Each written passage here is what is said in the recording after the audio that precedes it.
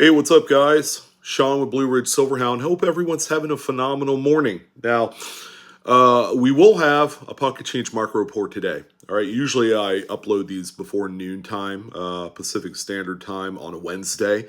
But I'm going to be doing it toward the later afternoon. So 3 o'clock my time, 6 o'clock for you folks there on the East Coast, and everybody else in between. You guys know where you sit in that regards.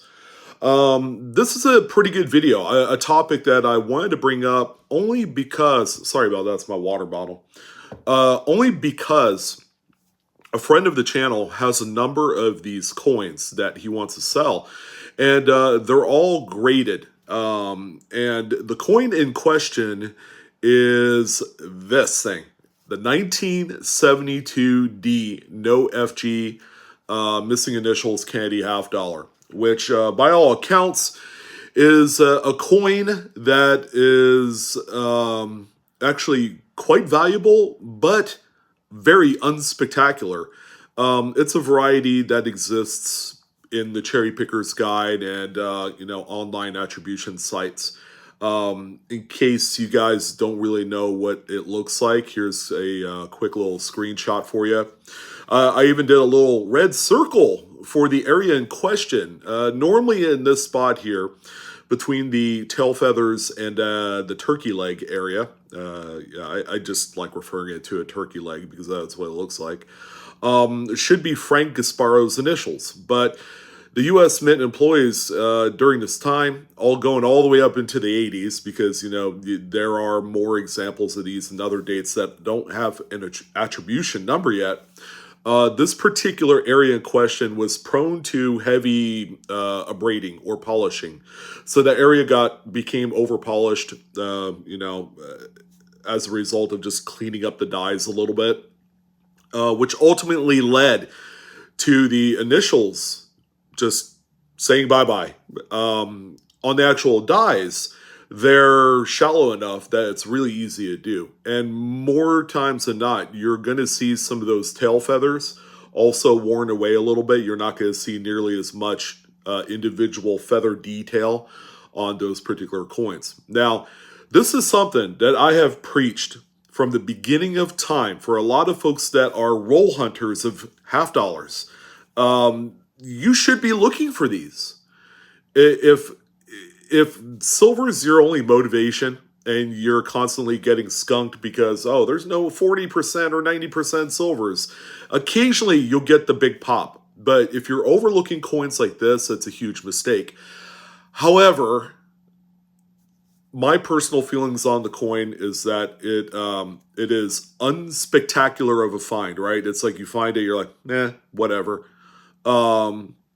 And, for the longest time, that's my belief in that coin, is that I just like, and a lot of you too, a lot of you go through your 1982, your 1983 candy $half, 1972D, which is the rarest out of the few of those particular dates with the missing FG initials reverse, have probably thought the same thing, is that, wow, I mean, it seems like it's nothing. And, 10 years ago, it really wasn't. It's not until today where these kind of type of varieties like this are getting a little bit more desirability, a little bit more interest on the secondary market.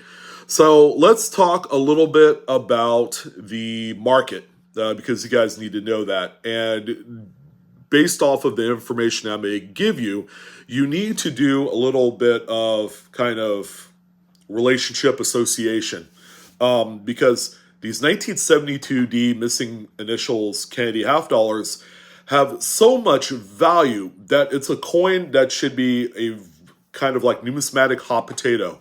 You get it, you sell it, you take that money, and then you invest it or collect into something like this. And then we're going to talk a little bit about this here in a moment, because you guys have to have a little bit of perspective on how much these have sold for. Now, there have been a number of graded examples that have sold this year. MTN, who is one of our loyal viewers, not only on this channel but also the live coin Q&A channel, which I'm a part of, is one of our loyal guests, and he has 3 examples graded by PCGS, and he's looking to move them.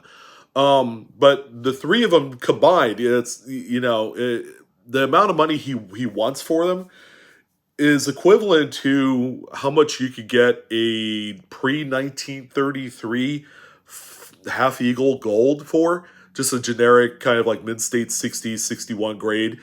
But these coins that probably he had come across roll hunting over, the course of years, and then he had graded by PCGS, he's looking to sell them. But is the proposition of selling this group of 3 72D missing initials reverse coins worth buying when you could buy early type gold, or when you could buy a really nice, say, 1917 Standing Liberty quarter, mid-state 65 with a full head, things like that. I mean, there's just like so many other different coins for the money that you could go and invest in, rather than buying 3 relatively worn examples. Like the coin I showed you on screen is actually a coin that sold on Great Collections back in April. XF45, no FG right on the label, for $254.25. So based off of just that one sale alone, these coins have value. I found that doing my PCMR, my pocket change market reports, on eBay, the raw coins, because you don't have to necessarily grade them, all right? Grading is like, you have to spend 30, 40, 50 bucks a coin to send these out, and then you have to take that into consideration when you finally do sell them. You have to back these kind of like fees out of it, all right? All the things that you've invested to make the coin what it is and make it saleable enough to earn the amount of money that this one did. So $54.25. I found that raw examples on eBay for like VFXF condition coins, kind of like the worn one that you saw on screen, have sold for around $30 to $50. About uncirculated examples have hit that $100 mark raw. So you could kind of make the judgment call. Would I go ahead and just simply sell it the way it is, understanding that graders like PCGS and NGC have like a 90-day to 6-month turnaround time? I mean, it's long. You're going to be waiting for your coins just based off of the desirability of the grading game, I guess. That's something you're going to have to ask yourself. But a few other notable sales. I mean, they can't all be perfect. A lot of these coins were beat up. In the case of another coin that sold on Great Collections back in May, which is an Annex graded AU53 details, no FG, sold for only $69.75. And the reason why Annex put details on there is that because it's corroded. Just looking at the coin, I do see quite a bit of porosity in certain areas there. But at first glance, I mean, the coin looks decent. But yeah, I do see a little, I even see a little bit of a scrape across between the R and T on the obverse of the coin. But they had put corroded on there, but I could tell that the coin does indeed have some condition issues. So if we're going to look at a few more coins, let's see here. Here's another Annex AU50 for $47.25. And, if you're going to plan on sending it to Annex, which Annex does a great job just encapsulating a coin and getting it attributed. But as far as the secondary market, they're non-existent, I mean, this is an AU50, which is no more higher than the XF45 that sold, graded by PCGS for $250. So if you're going to grade it, you might as well go all the way and send it to a better, company. Here's one that sold August of last year, PCGS AU53 FS901 for $166.60. Another Annex graded one, July of last year, actually on Independence Day, sold for $50.62. And that's also a details graded coin. PCGS Genuine Details sold on Independence Day last year for $93.38. June 20th of last year, an NGC Mid-State 62 sold for $282.38. So far, that's been the highest sale of that coin. But there was also a coin that sold on eBay. I would say it's probably sometime during the summertime, over the summer. It was like a Mid-State 63 or something. It ended up selling for $1,000. So these coins can get incredibly expensive the higher the grade goes. Here's one January of last year. PCGS AU58, which is, they call that an everyman or a slider grade. It's not quite mid-state, but it's close. It's got a little bit of high wear on those points on there for $219.38. So knowing what we know right now, and there are like really nice slider quality coins that come across in these rolls quite frequently, and you flip that puppy over and you say, ooh, man, the FGs are completely missing. That is actually a heck of a find. All right. So again, to kind of recap things here, a graded AU 55 or 58 will command over $200. Okay. But of course you have to pay, 30, 40, 50 bucks to send it off to PCGS. And then there is that matter of the really long turnaround time. But you could sell it raw in that condition for about $100. Okay, so, and that's money that you can realize right now. So with that being said, think about some of the coins and things that you could buy. Let's say in the case of MTN's lot, he has 3 coins, and I believe they're all straight graded. I really need to take a look at the image. Give me a second.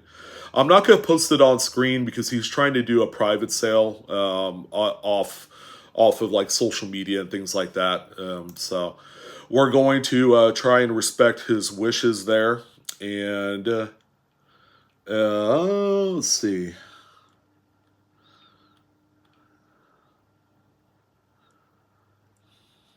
All right, so he has actually these are really impressive grades. AU 55 with PCGS. He also has another AU 58 with PCGS, and then an NGC graded AU 58. So with all things considering, that's probably a good like $600-700 in coins. And again, if you came across these coins in circulation, you have to learn to kind of distance yourself with the importance of the find and thinking of it as in, well, the market is just really, really accepting of these type of coins today that I should just go ahead and move them and then invest the money in something that's more stable over the long term. I've always had this philosophy like, errors and varieties are really cool, but they are simply just the means to an end. The niche itself of errors and varieties is just really small nucleus. And then you have all the type coins and all of like silver and everything else like that, which kind of like makes up like the bigger mass of the audience out there that want to collect into US coinage. So you have to look at this little pebble-sized little nucleus of it being errors and varieties, which has the minimal amount of kind of like market interest, and then use that kind of knowledge to go ahead and move on with the sale.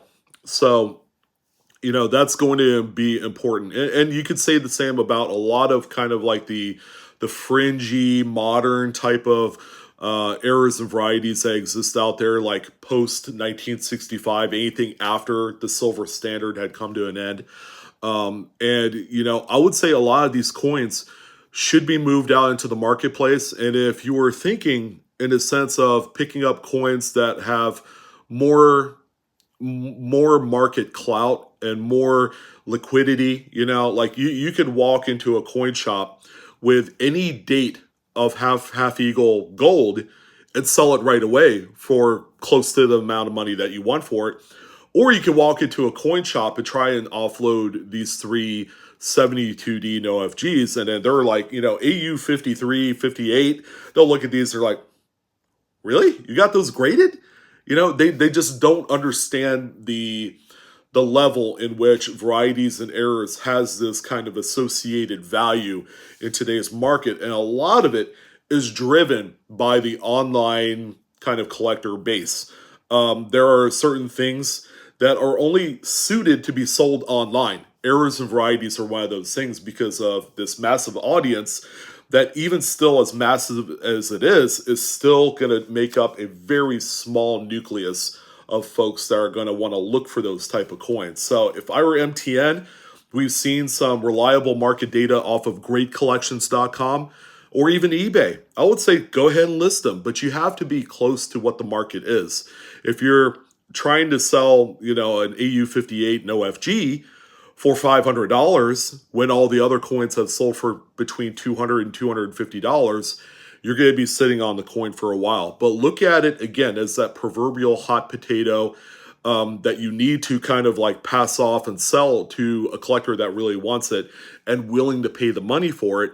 And again, to more stable commodities that will probably have more personal satisfaction. I know that if I found these, I'd want to sell it so I could go ahead and buy some pre-33 gold or get some, get like close to that full roll of 2023 Silver Eagles, just as kind of like something to invest in on the PM level. So look at it that way, and you can apply the same philosophy to various other different types of errors and varieties, and just go ahead and roll with the flow. You guys are going to be doing a great job, and you guys are going to be getting things that you really do want.